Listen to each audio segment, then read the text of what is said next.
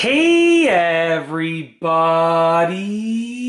I'm here today to show you and tell you how to lock an oven door easily. This will be a step-by-step tutorial, so let's get right into this instructional video tutorial.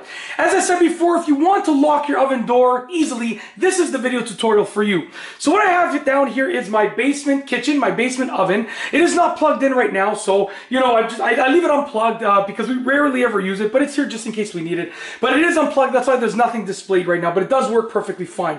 So essentially what you need to do is you need to look for either something that says lock or something that shows a lock icon, like a padlock, okay? And you're gonna look for that and look for it nearby the oven controls. So on this stove right here, in this oven, this stove and oven combo, whatever you wanna call it, the oven controls are essentially over here where you would put in the temperature and you would push start. And these are all the different things that you can do with the oven itself, okay? So this side over here is the oven control. Those are the stovetop element burner controls over there, right? And this is for like, the clocks and stuff like that. The clock and different timers and stuff like that, like the main unit over here. So we're looking around the oven controls, and I see it says lockout over here.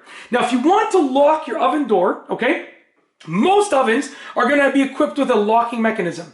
And when you find that feature, which in this case it says lockout over here, you're probably going to have to press and hold down the button. Like on my upstairs oven, okay, it's a double oven, the lower oven can be locked, okay? The button to lock it is on the lower oven controls.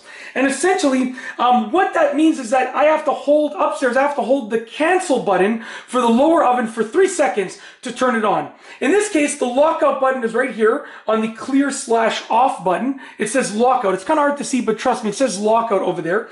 And I essentially have to hold this down for a few seconds, and then it will display that everything is locked. Now, this is an interesting case because when I hold lockout and it locks the oven, it actually locks the oven doors as well, the oven door as well as the controls up here, okay? So this is an interesting case, but most of the time you will have separate locking mechanisms for the oven door and the controls. This one does it both, but if you want to lock the oven door, then definitely you're going to have to look around the oven controls, okay? And you're going to look for something that shows a padlock icon, or it says lock or lockout. Like this is lockout because it locks everything, the oven door and the controls.